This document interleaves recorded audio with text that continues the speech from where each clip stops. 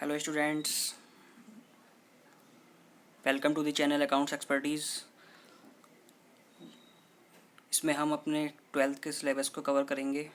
ये हमारा chapter part 2 का चैप्टर 1 है, अकाउंटेंसी क्लास 12th का।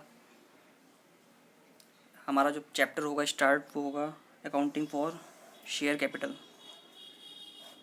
कि हमें शेयर कैपिटल का ट्रीटमेंट कैसे करना है।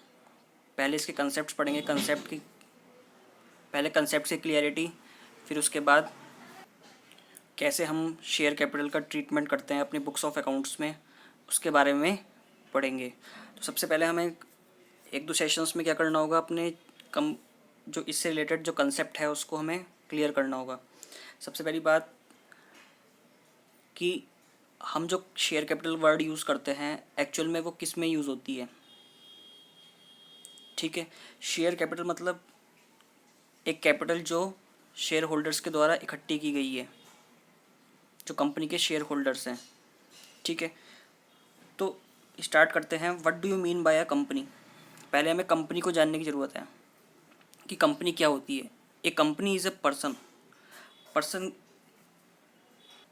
पर्सन मीन्स, हमने क्लास 11th में क्या पढ़ा था कि हमारी जो कंपनी होती है, हमारे क्या होते हैं,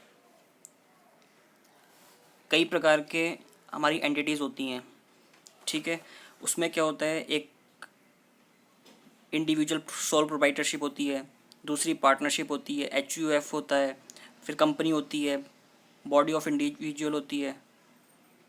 ठीक है, और कोऑपरेटिव सोसाइटी होती है, म्यूनिसिपल कॉरपोरेशन। ठीक है, तो ये हमारी सब एंटिटीज़ होती है। अब जो हम पढ़ रहे हैं वो किसको पढ़ रहे हैं, कंपनी के बारे में। ठीक है, company is a person. Company एक पर्सन है, वो भी कौन सा, artificial. Artificial means made by human, natural person नहीं है। नेचुरल पर्सन तो हमें जो जिसे गॉड ने क्रिएट किया है, लेकिन company is an artificial person, invisible, ना दिखने वाली। उस कंपनी के बिहाफ पे एक्ट करते हैं कौन, कंपनी के डायरेक्टर्स। तो company is A invisible and intelligible, that is not touchable and exist only in the eyes of law. और कानून के नज़रिए में ये एग्जिस्ट करती है। जो भी इसमें रूल्स एंड रेगुलेशंस चलते हैं कंपनी के अंदर, वो according to law. Company law है, हमारे जो गवर्नमेंट है उसने एक कंपनी लॉ इस्टेब्लिश किया हुआ है। ठीक है, जिसके अकॉर्डिंग ही सारी कंपनीज़ में जो रूल्स एंड रेगुलेशंस होते हैं वो फॉलो होते हैं। जो अकाउंटिंग ट्रीटमेंट्स होते हैं बुक्स ऑफ अकाउंट्स में, वो कंपनी लॉ के अकॉर्डिंग होते हैं। कोई भी डायरेक्टर एडमिशन होता है किसी भी डायरेक्टर का कंपनी के अंदर, या किसी का रिजेक्शन होता है कंपनी की शेयर कैपिटल से रिलेटेड, सभी जितनी भी हमारे कंपनीज, एक कंपनी क्रिएट करने के बाद जितनी भी फॉर्मेलिटीज़ कंपनीज़ में होती है वो अकॉर्डिंग टू कंपनी लॉ होती है। ठीक है, तो it is an artificial person having a corporate legal identity.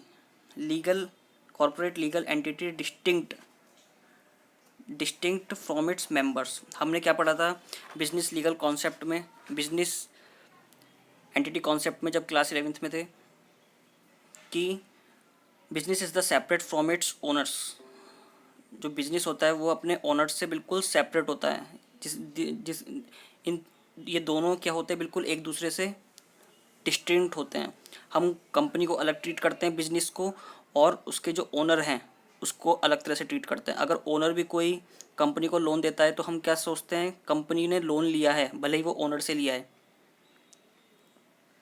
ठीक है, तो company, if it is an artificial person having corporate legal entity distinct from its members. Share holders से company अलग एंड शेयर होल्डर्स अलग, and has a common seal under for its signature. अब देखो, कोई भी हमारी चीज़ होती है तो हम क्या करते हैं, उस पर साइन करते हैं अगर हमारी कोई पर्सनल चीज़ होती है। लेकिन जब कंपनी से रिलेटेड कोई भी चीज़ होती है तो उसमें क्या लगती है, कंपनी की सील। ठीक है, कंपनी की सील स्टैंप लगती है, और साइन उस पर कौन करता है कंपनी के बिहाफ पर, उसके डायरेक्टर्स। ठीक है, तो company is a separate legal entity. अब क्या कंपनी के कैरेक्टरिस्टिक्स क्या हैं, company is a body corporate. तो सबसे पहला कैरेक्टरिस्टिक्स क्या है, body corporate. Company is a body corporate मतलब क्या, कंपनी इनकॉर्पोरेट होती है। In the eyes of law.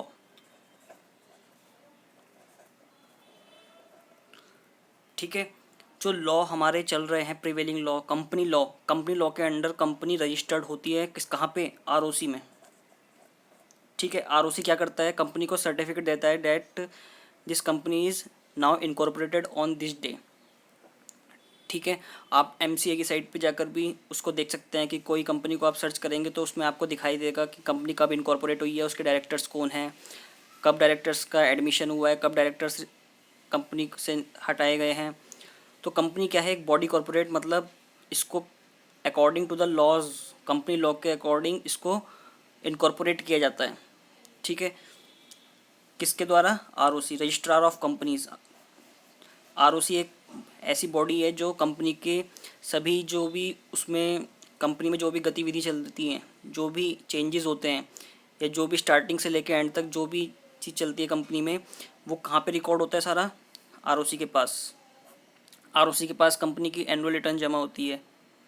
ठीक है, जो भी कंपनी की चेंजेस होते हैं, एडमिशन होता है डायरेक्टर का, या कंपनी से रिजिग्नेशन होता है डायरेक्टर का, या कुछ भी कंपनी में शेयर कैपिटल बढ़ती है, शेयर कैपिटल घटती है, कुछ भी रिलेटेड जो होता है वो सब किसके पास रिकॉर्ड जाता है, आरओसी के पास, विद डिफरेंट डिफरेंट फॉर्म्स।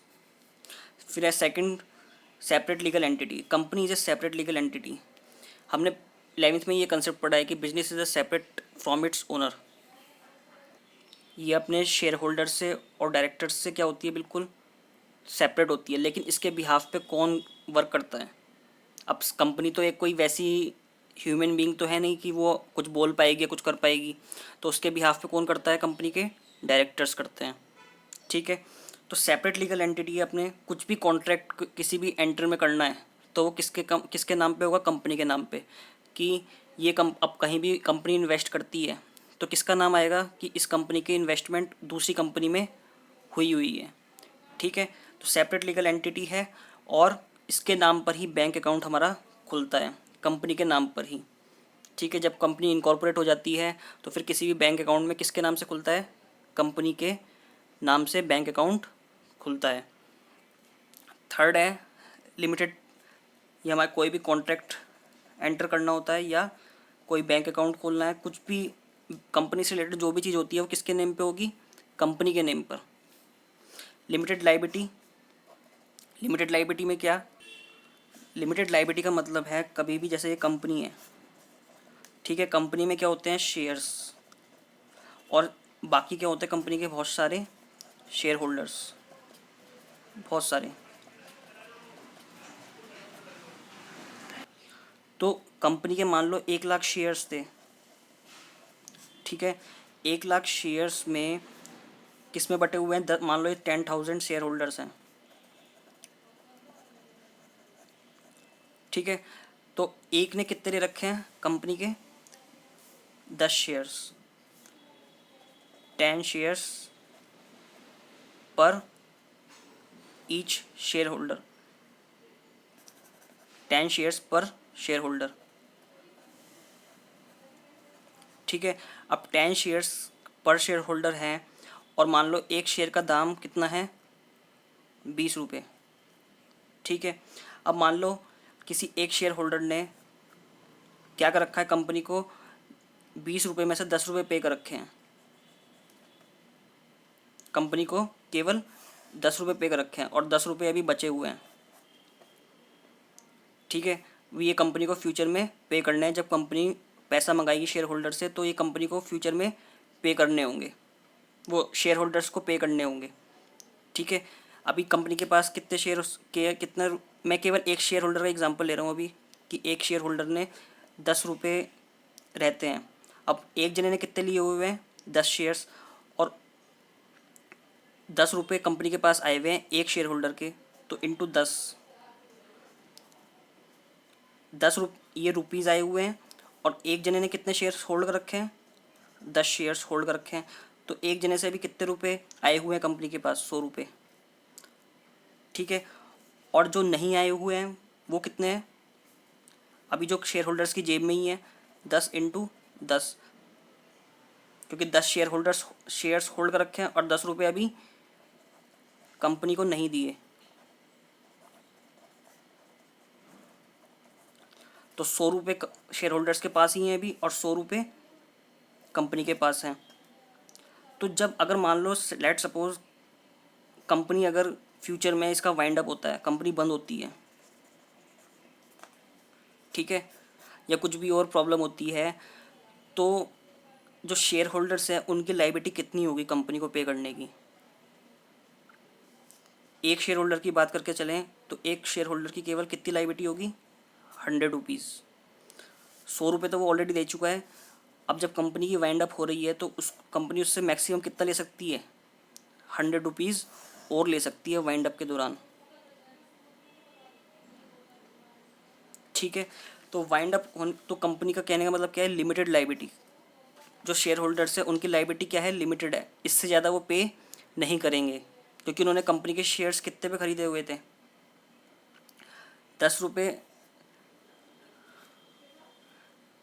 10 रुपये 20 रुपये का हमारा एक शेयर था, 20 रुपये का एक शेयर था, और सबने 10 रुपये का एक शेयर खरीदा हुआ है, ठीक है। तो कितने का हो गए,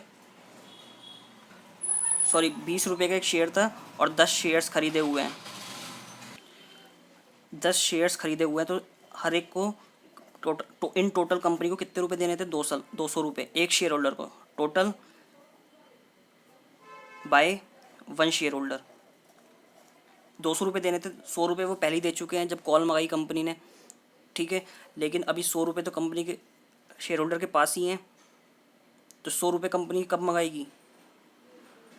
तो कंपनी को लायबल देने के लिए शेयर होल्डर्स केवल 100 रुपये हैं। तो कंपनी शेयर होल्डर्स की क्या है, लिमिटेड, शेयर होल्डर्स की क्या है, limited liability to the company के लिए। परपेचुअल सक्सेशन, परपेचुअल मतलब परमानेंट,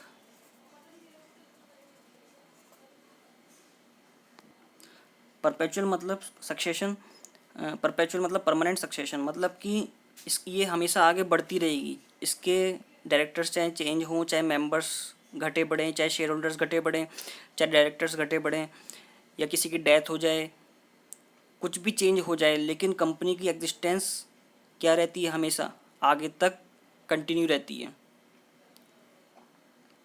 लेकिन कंपनी क्या हो सकती है, डिसॉल्व भी हो सकती है। अगर कोई लॉ के अकॉर्डिंग कंपनी का डिसोल्यूशन ज़रूरी है, कंपनी का बंद होना ज़रूरी है, तभी वो बंद होगी। लेकिन किसी डायरेक्टर के मरने से या जीने से या किसी के छोड़ने से या किसी के ऐड होने से कंपनी के ऊपर कोई फ़र्क नहीं पड़ता, कंपनी अपना काम कंटिन्यूस करती रहेगी। कॉमन सील, कंपनी की क्या होती है, खुद की कॉमन सील होती है। ये एक आर्टिफिशियल पर्सन है। तो कंपनी की जो भी कंपनी कॉन्ट्रैक्ट्स करती है, या कोई बैंक में खाता खुलवाती है, या कंपनी किसी से कुछ भी इनवॉइस रेज करती है या बिल्स कुछ भी करती है, वो क्या होनी चाहिए, कंपनी की कॉमन सील होनी चाहिए उसके ऊपर। जब तक कंपनी की कॉमन सील उस डॉक्यूमेंट के ऊपर नहीं है, तब तक वो कंपनी के ऊपर बाइंडिंग नहीं है, ठीक है। भले ही उसके पीछे डायरेक्टर्स एक्ट करते हैं, लेकिन खुद की कंपनी की क्या होनी चाहिए, एक सील। केवल डायरेक्टर के सिग्नेचर से काम नहीं चलेगा, कंपनी की सील, मोहर होनी चाहिए उसके ऊपर, डॉक्यूमेंट के ऊपर, तभी वो एनफोर्स हो सकता है कंपनी के अगेंस्ट या come by company. Transferability of shares, जो कंपनी के जो शेयर होल्डर्स हैं, जैसे पब्लिक कंपनी है, पब्लिक कंपनी के शेयर होल्डर्स क्या कर सकते हैं, जैसे कई सारे शेयर होल्डर्स हैं पब्लिक कंपनी के, तो ये एक दूसरे को क्या कर सकते हैं, ट्रांसफ़र कर सकते हैं अपने शेयर्स। किसी को किसी के शेयर्स में क्या करना है, खरीद बेच चलती है, ठीक है। कंपनी में कोई ट्रेडिंग करता है, कंपनी के शेयर्स में क्या करते हैं, खरीद चलती है, बेच चलती है। तो एक दूसरे से शेयर होल्डर्स क्या करते हैं, किसी आउटसाइडर से या विद इन द कंपनी क्या करते हैं, शेयर होल्डर्स को ट्रांसफ़र करते हैं, जिसको शेयर्स चाहिए होते हैं कंपनी के, ठीक है। मे स्यू और बी स्यूड, कंपनी क्या कर सकती है, किसी पर स्यू कर सकती है और खुद पे भी उसके स्यू हो सकता है। स्यू का मतलब क्या होता है, मुकदमा। कंपनी की अगर कोई कॉन्ट्रैक्ट कंपनी ने किसी से किया हुआ है और वो ब्रीच होता है कॉन्ट्रैक्ट, किसके द्वारा, दूसरी पार्टी के द्वारा, किसी पार्टी ने कंपनी से क्या किया हुआ है, कंपनी से कुछ कॉन्ट्रैक्ट किया हुआ है, लेकिन इसने कंपनी का जो कॉन्ट्रैक्ट इसने किया वो पूरा नहीं किया, ब्रीच किया है कॉन्ट्रैक्ट का, मतलब तोड़ा है कॉन्ट्रैक्ट को, तो कंपनी क्या कर सकती है, इसके ऊपर मुकदमा कर सकती है। ठीक है। और कंपनी ने कोई ब्रीच कॉन्ट्रैक्ट किया है तो ये पर्सन कंपनी के ऊपर स्यू कर सकता है, मुकदमा कर सकता है। तो दोनों, लेकिन होगा किसके नाम पर, कंपनी के नाम पर। ठीक है ना। तो कंपनी के नाम पर मुकदमा होगा और कंपनी ही दूसरे के ऊपर मुकदमा कर सकती है। तो ये कंपनी की कैरेक्टरिस्टिक्स थी। अब आता है काइंड्स ऑफ कंपनीज। कंपनी के कितने तरीके होती हैं। कंपनी के वैसे दो तरीकों में बटी हुई है, टू ग्रुप्स हैं। एक है लायबिलिटी के बेसिस पर कि कंपनी लिमिटेड बाय शेयर्स। तो कंपनी लिमिटेड बाय शेयर्स में क्या है, जिस कंपनी में शेयर होल्डर्स की जो लायबिलिटी है वो लिमिटेड होती है, उसे कहते हैं कंपनी लिमिटेड बाय शेयर्स। ठीक है। अगर कंपनी के शेयर होल्डर्स ने कंपनी को सारा पैसा दे दिया है अपनी कॉल का, तो उसकी फिर कोई लिमिटेड, उसकी कंपनी की के लिए अब जो शेयर होल्डर्स हैं वो अब लायबल नहीं है। Company limited by guarantee. अगर शेयर होल्डर्स ने कंपनी को गारंटी दे रखी है कि अगर कंपनी का वाइंडिंग अप होता है तो वो इतना अमाउंट पे करेंगे कंपनी को, तो इस केस में क्या होगा, जो शेयर होल्डर्स हैं, जो उसके मेंबर्स हैं, उसको उतनी लायबिलिटी जो उसने गारंटी कर रखी है कि वाइंडिंग अप के समय हम इतना अमाउंट कंपनी में कंट्रीब्यूट करेंगे, वाइंडिंग अप मतलब कंपनी के बंद होने पर, तो उतनी लायबिलिटी शेयर होल्डर्स को कंपनी के में पे करनी होगी। लेकिन ये जो लायबिलिटी जो देंगे मेंबर्स, मतलब कंट्रीब्यूट करेंगे वाइंडिंग अप में, केवल वाइंडिंग अप के केस में ही करेंगे। ठीक है। क्योंकि कंपनी लिमिटेड बाय गारंटी क्या है, कंपनी को गारंटी दी है शेयर होल्डर्स ने कि जब कंपनी का वाउंड अप होगा तो हम इतना अमाउंट इसमें कंट्रीब्यूट करेंगे। अनलिमिटेड कंपनीज मतलब जिसमें कंपनी के शेयर होल्डर्स की कोई लायबिलिटी की लिमिट नहीं है, अनलिमिटेड लायबिलिटी है। अगर कंपनी के कोई क्रेडिटर्स ने क्लेम किया है तो वो कहाँ से पे करना पड़ेगा, कंपनी के शेयर होल्डर्स की पर्सनल एसेट से भी क्लेम कर सकते हैं क्रेडिटर्स, जो कंपनी के क्रेडिटर्स हैं। ठीक है। तो ये हमारी लायबिलिटी के बेसिस पर कंपनी की काइंड्स ये हैं। On the basis of numbers of members, public company में क्या है, मिनिमम 7 मेंबर्स होते हैं and maximum unlimited. Public company के केस में मिनिमम 7, जिसमें से 3 डायरेक्टर होने चाहिए। ठीक है। और मैक्सिमम कितने हैं, अनलिमिटेड, कोई लिमिट नहीं है। प्राइवेट कंपनी के केस में 2 मेंबर्स होने चाहिए मिनिमम हैं और मैक्सिमम 200, और ये 2 मेंबर्स डायरेक्टर भी हो सकते हैं। ठीक है। 2 मेंबर्स मिनिमम होने चाहिए प्राइवेट कंपनी को इनकॉर्पोरेट करने के लिए, खोलने के लिए, और मैक्सिमम 200। पब्लिक कंपनी के केस में क्या करते हैं शेयर होल्डर्स, पब्लिक इशू करती है कंपनी। ठीक है। शेयर होल्डर्स बाहर के होते हैं। लेकिन प्राइवेट कंपनी में क्या होता है, with in the company share holders होते हैं, डायरेक्टर्स ही क्या होते हैं इसके, शेयर होल्डर्स होते हैं। और पब्लिक कंपनी में क्या होते हैं, जो बाहर के लोग, पब्लिक इशू कंपनी करती है, जैसे बड़ी बड़ी कंपनी होती है वो शेयर्स अपने बेचती हैं शेयर होल्डर्स को, तो वो पब्लिक इशू करती हैं। ठीक है। इसमें जो ट्रांसफ़र है शेयर्स का वो वैलिड है। ठीक है। और इसमें क्या करते हैं, ट्रांसफ़र जो है शेयर्स का रेस्ट्रिक्टेड है। आप इसमें ट्रांसफ़र कर सकते हो लेकिन प्राइवेट कंपनी में नहीं। और पब्लिक कंपनी में मिनिमम 7 मेंबर्स होने चाहिए और मैक्सिमम अनलिमिटेड हो सकते हैं। प्राइवेट कंपनी में 2 मिनिमम मेंबर्स होने चाहिए और मैक्सिमम 200 तक हो सकते हैं। 1 पर्सन कंपनी में क्या होता है कि एक ही पर्सन कंपनी को संभालता है। ठीक है। लेकिन ये पर्सन क्या कर सकता है, ये एक इंडियन सिटीजन होना चाहिए, फॉरेन सिटीजन नहीं होना चाहिए, इंडियन सिटीजन होना चाहिए। दूसरा, ये कोई भी non bank NBFC, non banking, एक होता है बैंक, एक होता है बैंक के अलावा जो दूसरी कंपनीज लोन देती हैं। ठीक है। तो उन्हें कहते हैं नॉन बैंकिंग फाइनेंशियल कंपनीज। तो वो एक्टिविटी एक इंडिविजुअल पर्सन, एक 1 पर्सन वाला कंपनी वाला उस NBFC एक्टिविटीज़ को कवर्ड नहीं कर सकता है। थर्ड, कि उसकी जो पेड अप शेयर कैपिटल होगी 1% कंपनी की, वो 50 लाख से मोर देन 50 लाख नहीं होनी चाहिए। ठीक है। फोर्थ, कि उसके पिछले 3 साल में लास्ट 3 ईयर्स जो हैं उसका एवरेज टर्नओवर, मतलब कि मान लो यहाँ पे हम इसको लेते हैं, पिछले 1 साल में उसका 1 करोड़ हुआ, 1 करोड़, फिर दूसरे साल में उसकी 2 करोड़ हो गई, फिर तीसरे साल में उसकी फिर से 2 करोड़ हो गई, उसका एवरेज किया हमने तो कितना बैठा,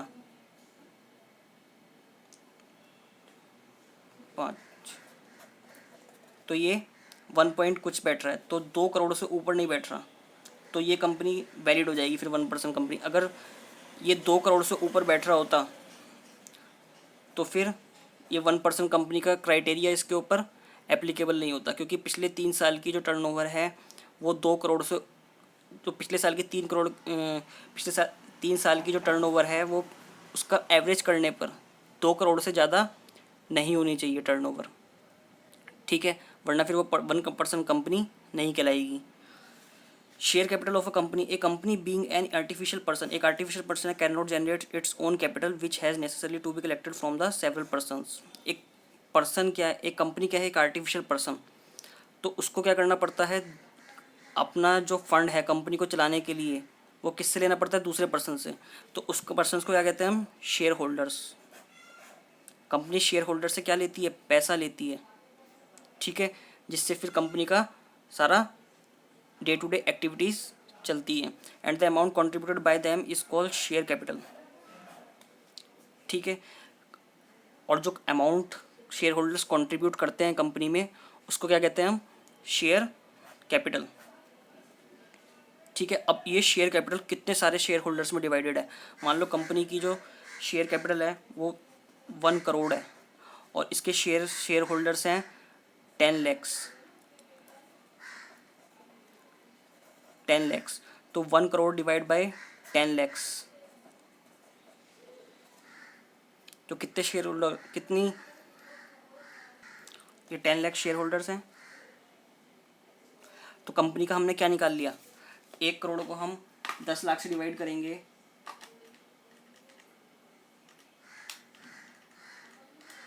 तो कंपनी के शेयर की वैल्यू क्या आ गई, 10 रुपीज़।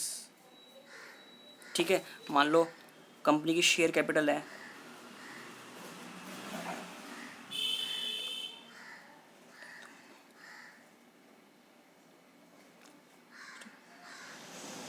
1 करोड़। ठीक है, और शेयर होल्डर्स की, नंबर ऑफ शेयर होल्डर्स कितने हैं, 1 लाख मान लिया चलो हमने। ठीक है, तो हम क्या करेंगे, हमें क्या निकालना है, कंपनी के शेयर पर शेयर की वैल्यू, पर वैल्यू ऑफ पर शेयर। तो 1 करोड़ डिवाइड बाय 1 लाख कितनी आ गई, 100 रुपीज़। इसी तरह हमने यहाँ निकाली वैल्यू पर शेयर। अब हमें निकालना है कि कंपनी में कितने शेयर होल्डर्स हैं। ठीक है, तो number of share holders, next example है ये, हमें पता है कंपनी की शेयर कैपिटल कितनी है, 1 करोड़। ठीक है, नंबर ऑफ़, अब हमें यहाँ पे क्या दे रखा होगा, वैल्यू पर शेयर। वैल्यू पर शेयर मान लो कंपनी की है पर 500 रुपये, एक शेयर की वैल्यू कितनी है, 500 रुपये। अब हमें निकालना है कि नंबर ऑफ़ शेयर होल्डर्स कितने हैं कंपनी में। तो number of share holders is equals to 1 crore divide by 500। ये कितना होगा, ये अमाउंट हो गया हमारा, और ये वैल्यू पर शेयर। तो इससे हमारा क्या निकल जाएगा, नंबर ऑफ़ शेयर होल्डर्स।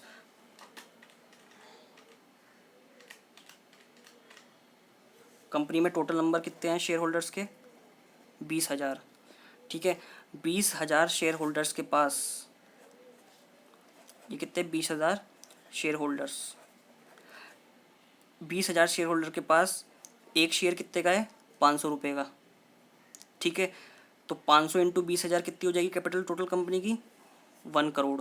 अब ज़रूरी नहीं है कि शेयर होल्डर्स 20,000 ही, मतलब शेयर होल्डर कम भी हो सकते हैं।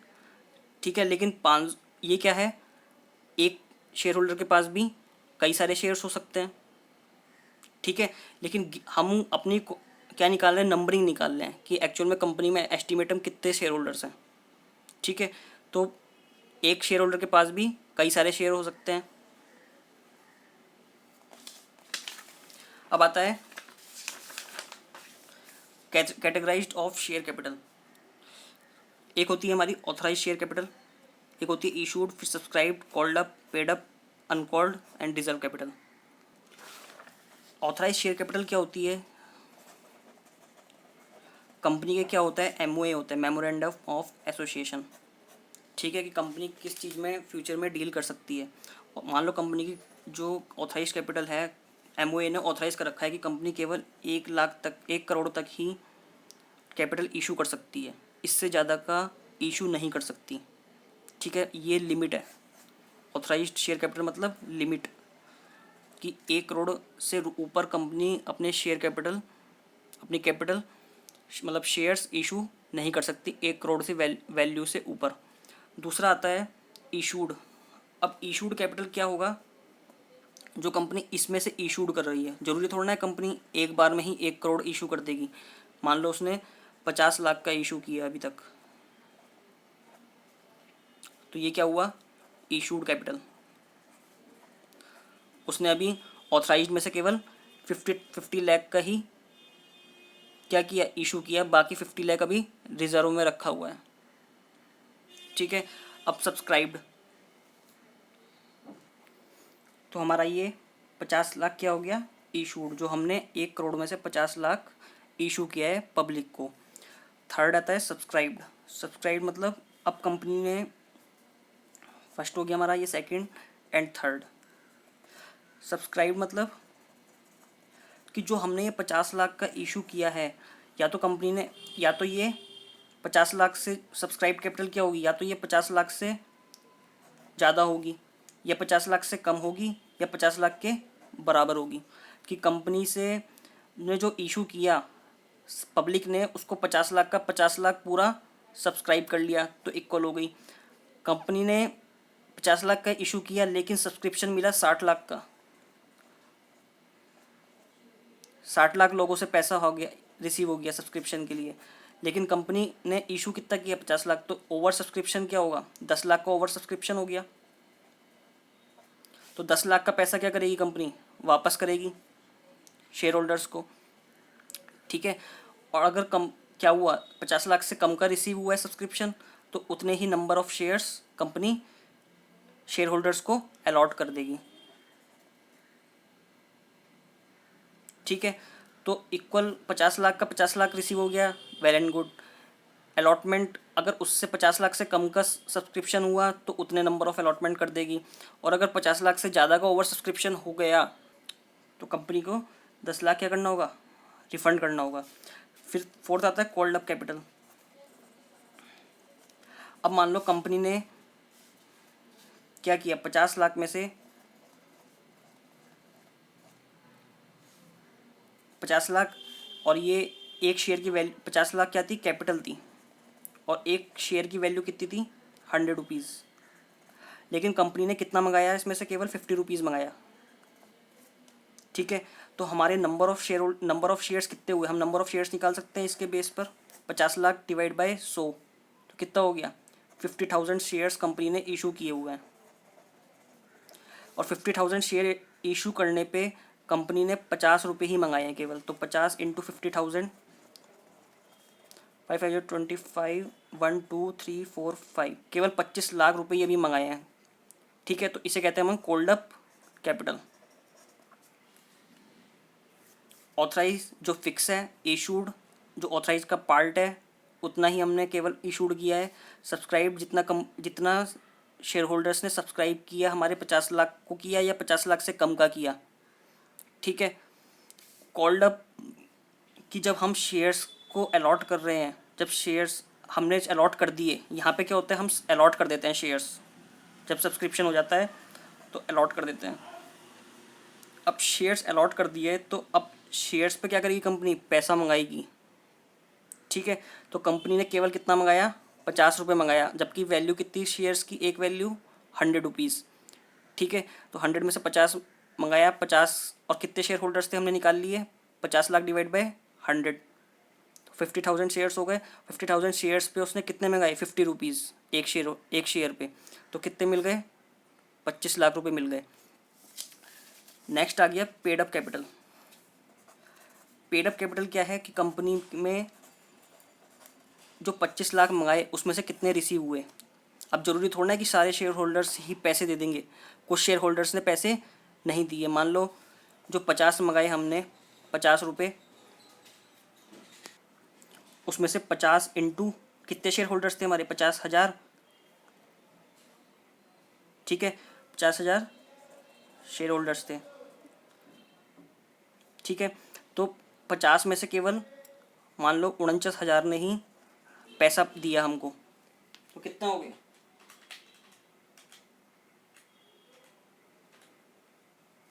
24,50,000। ठीक है, तो 50 रुपये मंगाए थे लेकिन केवल 49,000 लोगों ने ही पैसा जमा कराया। बाकी जो 24 लाख में से 50,000 क्या हुआ, 50,000 रुपये रिसीव नहीं हुआ। तो पेड अप कैपिटल कितनी हुई हमारी, called up capital minus call in arrears. Paid up capital कैसे कहते हैं, called up capital minus call in arrears. इसे हम ऐसे भी निकाल सकते हैं, जैसे कॉल्ड अप हमने कितना किया था, 25 लाख रुपये,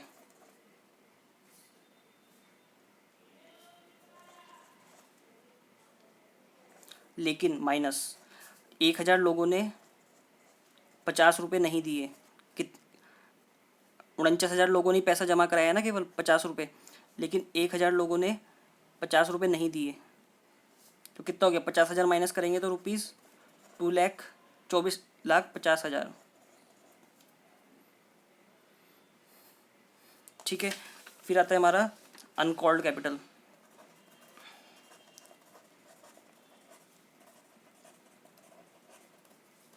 अनकॉल्ड कैपिटल किसे कहते हैं, जो कंपनी ने कॉल्ड नहीं की। कब करती है कंपनी इसको एक तरह से क्या रखती है, एक कि जब कंपनी को ज़रूरत पड़ेगी शेयर कैपिटल की। ठीक है, अभी कंपनी ने केवल कितना मंगाया है, सब्सक्राइब्ड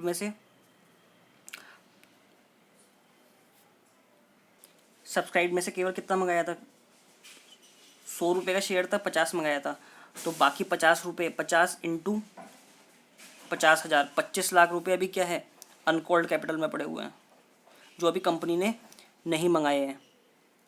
देखो हमारा सब्सक्राइब कितना था, मान लो 50 लैक्स का हमने इक्वल सब्सक्रिप्शन कर लिया है, कॉल्ड अप कैपिटल हमने 50 लाख मंगाई। ठीक है, तो 50 लाख में से हमने कितना मंगाया था, 50 रुपये मंगाया था केवल। तो 50 into 5 lakh, 50,000 share into 50, 25 lakh हमने कॉल्ड किया है पब्लिक से। बाकी 50,000 जो है क्या, 50,000 शेयर होल्डर्स इंटू 50 हमने अभी किस कंपनी से, वो शेयर होल्डर से नहीं मंगाया है, तो वो हमारे अभी किस में पड़ा है, अनकॉल्ड कैपिटल में। 50,000 इंटू 50 रुपीज़, ये हमारी अनकॉल्ड कैपिटल में पड़ा है। फिर आता है रिजर्व कैपिटल। रिजर्व कैपिटल क्या है कि कंपनी कुछ पार्ट अपना, कैपिटल का कुछ पार्ट अपना रिजर्व करके रख सकती है। किस लिए, कोई फ्यूचर में कंपनी का वाइंड अप का कोई प्रोसीजर हो गया स्टार्ट, ठीक है, कोई इमरजेंसी आ गई, तो कंपनी क्या है उस कैपिटल, उस सिचुएशन में किसको यूज़ करेगी, अपनी रिजर्व कैपिटल को। ठीक है, और ये किसके लिए यूज़ होगा, जो कंपनी के क्रेडिटर्स हैं, ठीक है, उन्हीं के लिए केवल ये रिजर्व कैपिटल हमारी यूज़ होगी। तो हम छोटा सा इसको फॉर्मेट रीड करते हैं। हमने सबसे पहले ऑथराइज कैपिटल पढ़ा। ऑथराइज कैपिटल में से इशूड कैपिटल, ठीक है, इशूड में से हमने क्या किया, जो पब्लिक ने सब्सक्राइब किया, ये पब्लिक ने, ये इशू हमने पब्लिक इशू के थ्रू किया। ठीक है, और ये पब्लिक ने सब्सक्राइब किया। ऑथराइज कैपिटल 1 करोड़ थी हमारी, हमने इशू कितना किया, केवल 50 लैक्स का। सब्सक्राइब कैपिटल, ठीक है, हमने सब्सक्रिप्शन पूरा मिल गया, हम ये मान के चल रहे हैं पब्लिक से पूरा सब्सक्राइब मिल गया। Subscribe and fully paid, subscribe but not fully paid. ये subscribe and fully paid and subscribe but not fully paid जब हम प्रैक्टिकल क्वेश्चंस करेंगे तब हमें इसे समझ में आएगा कि ये कंसेप्ट क्या है। ठीक है, तो स्टूडेंट्स आज के लिए इतना ही, मिलते हैं नेक्स्ट क्लास में, इसी चैप्टर को कंटिन्यू करेंगे, प्रैक्टिकल क्वेश्चंस भी करेंगे। तब तक के लिए बाय एंड टेक केयर।